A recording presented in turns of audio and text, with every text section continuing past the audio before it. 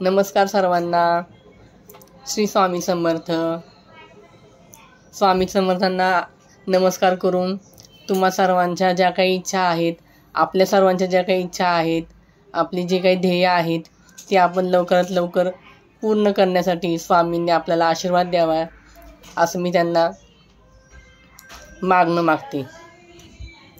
आजच्या व्हिडिओमध्ये आपण दुतोंडी लोक जी दोन्ही बाजूंनी बोलतात, त्यांना धड खरंही बोलता येत नाही आणि खोटंही बोलता येत नाही. अर्धवट सत्य आणि अर्धवट खोटं बोलून समोरच्याला तोंडावर पाडायचा प्रयत्न करतात.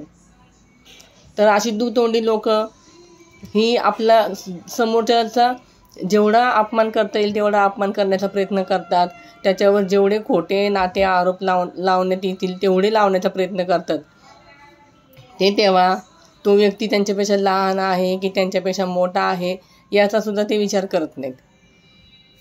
त्या व्यक्तीचं काय आपण नुकसान करतोय, त्याचं आर्थिक नुकसान करतोय, शारीरिक नुकसान करतोय, भावनिक नुकसान करतोय याचा देखील ते विचार करत नाही. ते फक्त स्वतःचा कसा या गोष्टीतून बचाव करण्यात येईल त्यासाठी ते हर एक प्रकारे खोटं बोलण्याचा प्रयत्न करतात.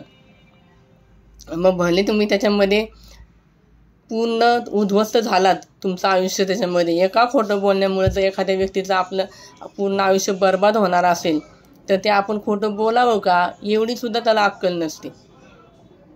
मान्य आहे कधी कधी आपल्या जीवावर येतं तर आपल्याला त्या गोष्टीपासून बचाव करण्यासाठी खोटं बोलावं लागतं. पण एवढंही खोटं बोलू नका की समोरच्याचा जीव जाईल.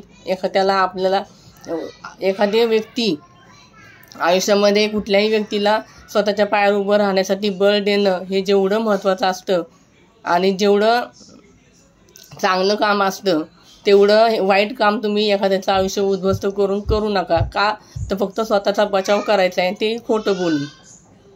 तर अशा दुतोंडी लोकांमध्ये आपण जर राहत असू तर आपल्याला फार विचार पडतो की आपण कसं काय ह्या लोकांशी डील करायचं. कारण की आपण तर प्रत्येक गोष्टीमध्ये आपण काही चुका करत नाही. आपल्याला जे सरळ मार्गी सांगितलं आहे, म्हणजे अगदी आपण म्हणतो ना घोड्यासारखी झापडं लावून आपण सरळ मार्गी चालत असतो आणि तरी पण ही लोक मागून आपल्या वार करतात. आपल्याला घालून पालून कसं बोलण्यात येईल त्याचा विचार करतात. आणि ह्याच्यामध्ये जर आपण जर एकटे पडले असू आणि ह्यांच्या बाजूने जर अजून दोन लोक असतील त्या लोकांना अजून चेव येतो खोटं बोलण्यासाठी.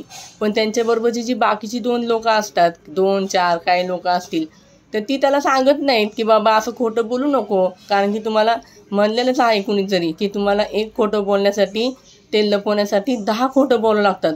मग तुम्ही काय पुण्य मिळवलं? एका खोटं बोलण्यासाठी तुम्ही अजून 10 खोटं बोलताय. त्याच्यापेक्षा तुम्ही एकदाच काय ते खरं बोला ना. तुम्ही जर एवढे खरे आहात तर तुम्ही काय झालं मग तुम्हाला एकदा खरं बोलायला. ही अशी दुतोंडी लोक असतात. त्यांच्यामुळं आपल्याला इतका धोका असतो. त्याच्यामुळं आपण वेळीच त्यांच्यापासून लांब झालेलं कधी पण चांगलं. कारण की ह्यांचं फक्त एकच ध्येय असतं की स्वतःचा बचाव करायचा आणि समोरच्याला पूर्ण उद्ध्वस्त नेस्तनाभूत करायचं. आणि असं नाही आहे की ती फक्त काही वेळेचं तोंड उघडतात. कारण की या दुतोंडी लोकांना कुठं आणि कधी तोंड उघडायचं, कधी तोंड बंद करायचं एवढं पण कळत नसतं. म्हणून ते कुठंही तोंड उघडतात, कुठंही नाक खुपसतात. आणि त्याच्यामुळं काय होतं, समोरच्याला तर बदनाम करायचा प्रयत्न करतात पण कालांतराने समोरचा खरा आहे की खोटा आहे हे सिद्ध होतं. पण ही जी दुतोंडी लोक असतात ना ती तोंडावर आपटतात. पण असं नाही की एकदा आपटले म्हणून ते शहाणपणा, त्यांनी एकदा ठेच लागली की माणसाला शहाणपणा येतो की बाबा मी असं खोटं बोललो होतो म्हणून मला ठेच लागली, मी सगळ्यांसमोर खोटं पडलो म्हणून आपण काहीतरी अनुभवातून शहाणपणा घेतो की नाही बाबा आता मी काही तसं वागणार नाही. पण ही दुतोंडी लोक असतात ना त्यांना सतत असं तोंडावर पडण्याची सवय झालेली असती. त्यामुळे ती तोंडावर तर पडतातच आणि प्रत्येक वेळेस त्याच्या गोष्टींमध्ये नाक खुपसणे आणि नको तिथं बडबड करणे. त्याच्यामुळं तुम्ही तर आयुष्यातून उद्ध्वस्त झालेला असता. त्यामुळे तुम्हाला त्या परिणामाची काही भीती वाटत नाही. पण ज्याला ही गोष्ट पूर्णच नवीन आहे की बाबा समोरचा असा 2 तोंडांनी बोलतोय, 2 अर्थांनी वागतोय तर आपल्याला त्याच्यापासून धोका आहे. आणि असा माणूस ओळखायला थोडा उशीर होतो. लगेच काही ही माणसं कळत नाहीत, कारण की कसं असतं, वातावरणानुसार लगेच शब्द पलटतात. आज असं आहे तर उद्या लगेच ते गोड बोलतात, परत 4 दिवसांनी परत त्यांच्या रुळावरती गाडी येते. तुमच्या पण आयुष्यामध्ये आहेत का अशी दुतोंडी लोक, की जो तो दुतोंडी बोला ना तुम्ही, एखाद्याचं जर तुमच्या बोलण्याने एखाद्याचा सासूरवाशी नसते तर ती कुठं गेली, काय झालं, तिच्या चुकून काय बोलणं गेलं तर तिची सासू असती की बाई माझी सून आलती का गं, तुझ्याशी काय बोलली का, तर त्या आजीबाईंना त्यातून ती गेलेली असती, त्यामुळे ती बोलते की नाही बाई काही बोलली नाही मला. पण तिथं खोटं बोललं तर आज त्या लेकराचा जीव वाचला का नाही, त्याला ना तर घरी जाऊन ती बाई तिला भांडणार करणार. ते तर त्या आजीबाईंनी सांगितलं की हां मला असं बोलली, तर मग घरी जाऊन परत त्या सुनेचं काही खरं आहे का सांग बरं. असे मग वयाच्या टप्प्यानुसार आपण कुठं आपलं तोंड कसं उघडायचं, कधी खोटं बोलायचं कधी खरं बोलायचं हे आपल्याला कळलं पाहिजे. एखाद्याचा जीव जाण्यासाठी जर आपण खोटं बोलत असू तर तिथं देवसुद्धा आपल्याला माफ करणार नाही. पण आपण जिथं खोटं बोललेलं आहोत तिथं एखाद्याचा जीव वाचला असेल तर नक्कीच आपल्या पुण्यामध्ये भर पडणार आहे. कारण की एखाद्याला काही कारण नसताना शिक्षा देणं आणि कारण असताना शिक्षा देणं याच्यामध्ये खूप फरक आहे. कसं आज काय कसा वाटतोय तुम्हाला आजचा विषय, तुम्ही मला कमेंट करून सांगत जावा की मला टॉपिक दिले तरी मला बोलायला त्याच्यावर सहज सोपं जाईल. आणि अशी दुतोंडी अशी काही नाही आहेत की आपल्याला घरामध्येच असतात, अगदी आपण ऑफिसमध्ये असलो तिथंही ती लोक आपल्याला त्रास देतात. म्हणजे एखाद्या प्रोजेक्टवर आपण काम करत असू, आपल्याला तो प्रोजेक्ट आपल्याला इंटरेस्टेड असतो, त्याच्यामुळे आपण आपली सगळे स्किल त्याच्यामध्ये वापरतो आणि तो कशा पद्धतीने चांगला होईल याचाच विचार करतो. पण त्याच्यामध्ये सुद्धा अशी लोक असतात ना की ती स्वतः श्रेय घेतात की हे सगळं मी केलं आहे, ह्या प्रोजेक्टसाठी मी ह्याला सगळ्यात जास्त मदत मी केली आहे.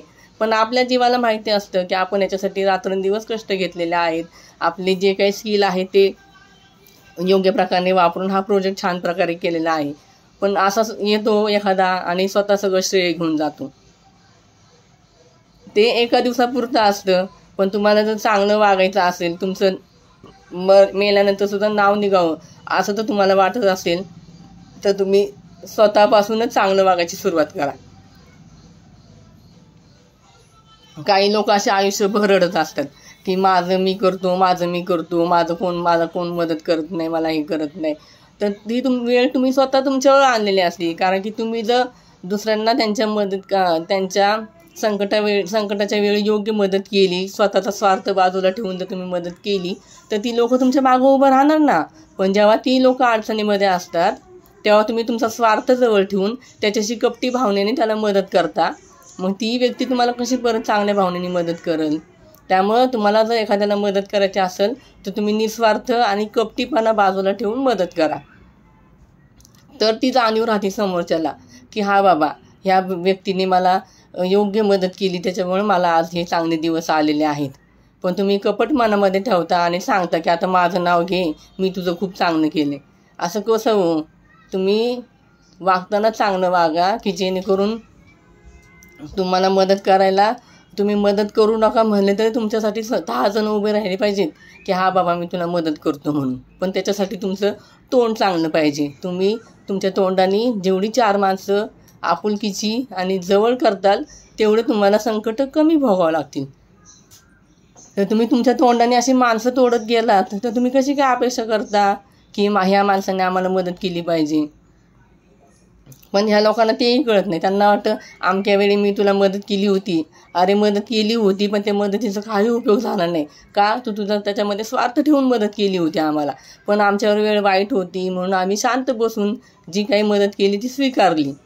पण तुला असं वाटते त्याचं तू भांडवल करतो आणि आता तू म्हणतो की तशीच मदत मला करा, तर नाही ना, तसं शक्य होणार नाही.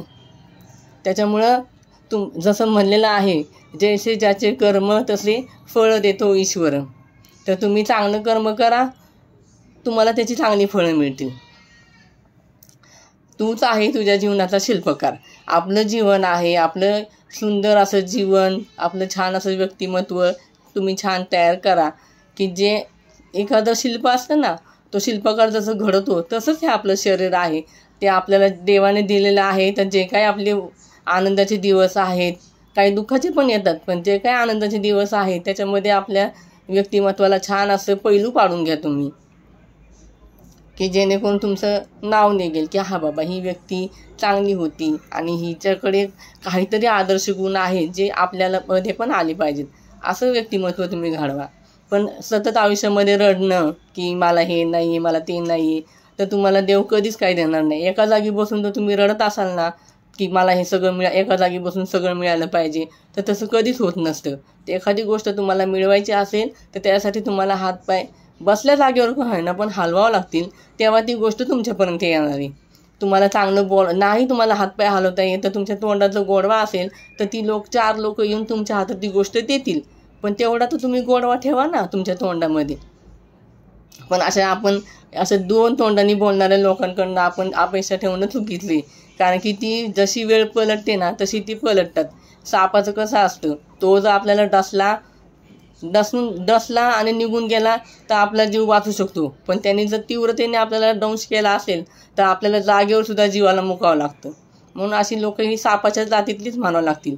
कारण की ती डंख मारून मारून मारून आपल्याला पूर्ण आपलं शरीर विषमय करून टाकतात. त्याच्यामुळे आपल्यामध्ये पण निगेटिव्ह विचार यायला लागतात आणि आपणही त्यांच्यासारखं वागायला सुरुवात करतो. त्यामुळं अशा दुतोंडी लोकांकडनं आपल्याला काही शिकण्यासारखं नसतं.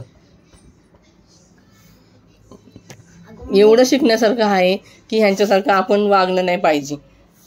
कारण की ह्यांच्याकडनं जर आपण ह्यांच्यासारखंच आपण वागलो तर आज जे काही ते जीवन जगतात तेच जीवन आपल्याला वाटायला येणार आहे.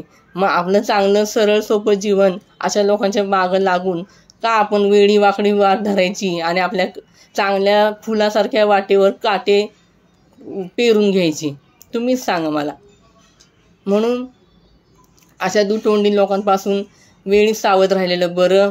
कारण की एकदा डंसले तर आपला जीव जाण्यापेक्षा आपला आहे तो जीव सांभाळणं खूप महत्त्वाचं आहे. चला मग आजचा व्हिडिओ कसा वाटला मला सांगा आणि श्री स्वामी समर्थ सर्वांना. आणि व्हिडिओ कसा वाटला ते मला नक्की कमेंट करून सांगा. धन्यवाद.